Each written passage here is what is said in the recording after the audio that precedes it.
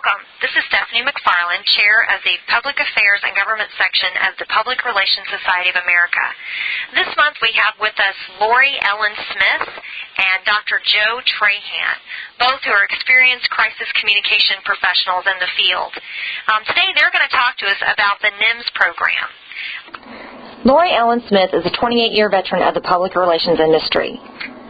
She has been recognized for her ability to raise public awareness and consciousness as well as shape public opinion on a myriad of topics and issues.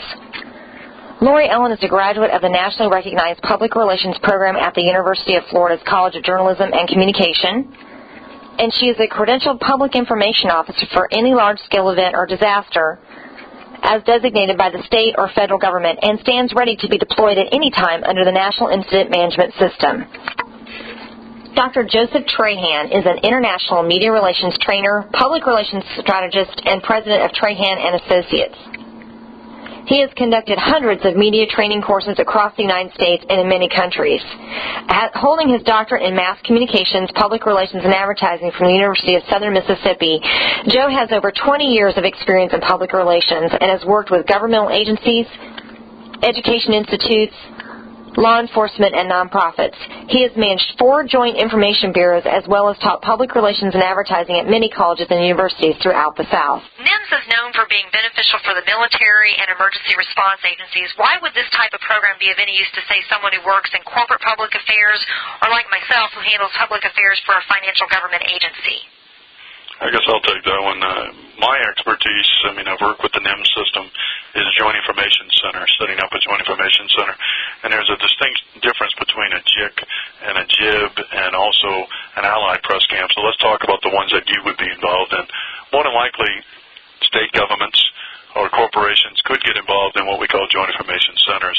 And that's usually when there's a natural disaster or, heaven forbid also, as well as heaven forbid for a natural disaster, a terrorism attack, when different agencies have to come together and craft out a response to a disaster. And case in point would be my son this past weekend, where he works for the Dallas Cowboys, in public relations. I'm a Saints fan, and he was there when that force of wind, I don't know if it was a tornado or what, struck the facility, and he kicked in right away with the training he has, organize a response, not only take care of the people that were injured, but he also had to talk to the different jurisdiction, the sheriff's office, the paramedics, the county that had to come in, and they worked together to craft messages and get the messages out. My son used the system of Joint Information Center Crisis Communication Response, in which he responded with other jurisdictions. So what we're talking about training on that 24th of June is how to coordinate, how to anticipate, how to coordinate, how to cooperate, and how to communicate your response.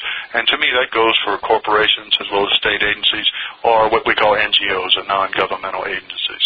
So I think definitely this training will assist you in crafting your response, because you want to speak with one message, one voice. Okay, so this is not just something that's just for the military. It sounds like I could see pharmaceutical companies being involved in this, hospitals. Anybody that could have a crisis, a disaster, an emergency, you can call it whatever you want. When there's something that is highly impactful to your customers, your constituents, or if by chance the government's going to get involved, you're going to be operating under a NIMS system, trust me. Yeah, that's the method by which every emergency and crisis is managed now. So even if you just know it for your own personal benefit, you take that to every client that you represent. You take that to every place you work.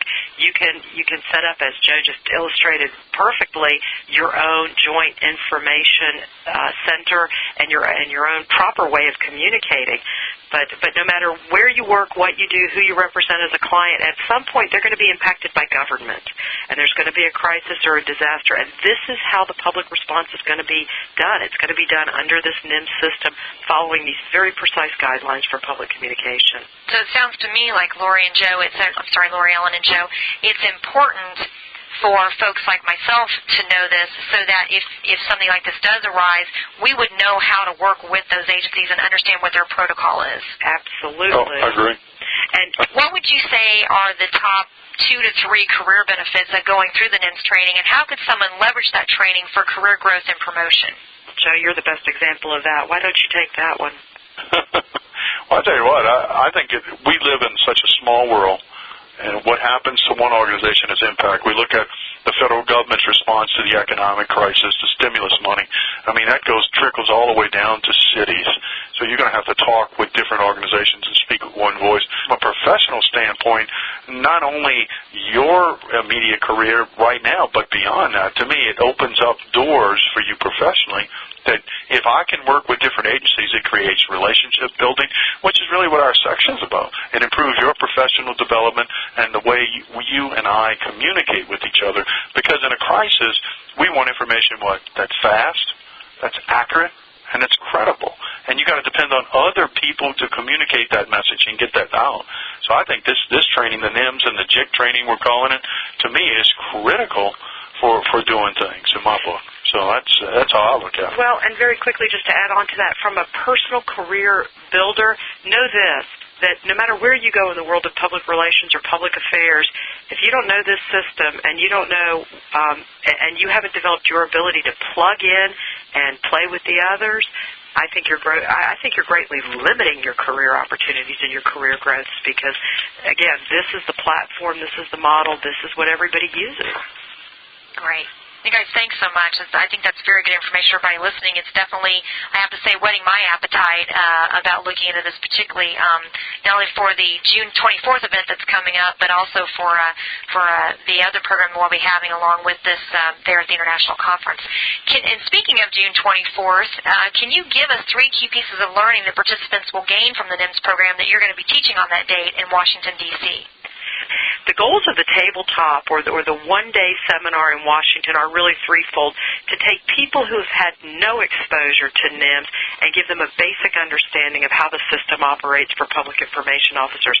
The second goal I would define as taking Joe's vast experience as a communicator who's run a JIC, a Joint Information Center, and we're going to set one up. Everybody's going to get a chance to go to the mic, and using real scenario-based historical fact, we're going to run the scenarios and give everybody a chance to be the spokesperson. And the third takeaway, I would guess, would be to help people understand that no matter what role you're in, government, NGO, no matter what sector, there's a role to be played here. And I'll give you a very good example. Here in Florida, we have some businesses that are very, very helpful in times of disasters, and between our forest fires and our hurricanes and all the other natural events that occur here, we turn to companies like Publix supermarkets who are equipped with emergency generators to help with the distribution of food. And while government might be running that activity, that recovery activity, that corporation is integral to government success in getting that food out to people. So think about it in terms of, hey, maybe you work for an agency that represents a supermarket chain. I think there's a role for everyone in the National Incident Management System Joint Information construct. I really do. Remind everyone that if you're interested in professional development and you're in or near the D.C. area, or your organization has the budget to do this year, please do join us on Wednesday, June 24th for a full-day Public and Government Affairs Conference, and that's at the ASAE and the Center Conference facilities there in Washington, D.C. And essentially it's a 2-track program. There's Track A, which is where you'll meet Lauri-Ellen, and sorry, I want to make Lori's mom happy there. That's where you'll meet Lauri-Ellen and Dr. Trahan, and that's for the National Incident Management System training session, and that's all day for that track. If you've been through that or you want to try something different, we have another track, and that's an all-day track too. It's Track B, and it's divided up into issue management training in the morning and strategic planning workshop in the afternoon that will essentially cabbage off of that issue management from the morning session. So if you're interested in that, please get on the PRSA website. That's prsa.org. Go to the PAG section and get registered for that. Lauri-Ellen and Joe, thank you guys so much for being here today. You guys have just provided a wealth of information. Stephanie, we appreciate you giving the members this opportunity to grow professionally, because NIMS is a good way to grow what you know. Great. You better believe it. Well done. All right, guys, go carry on. Thank you. Thank you.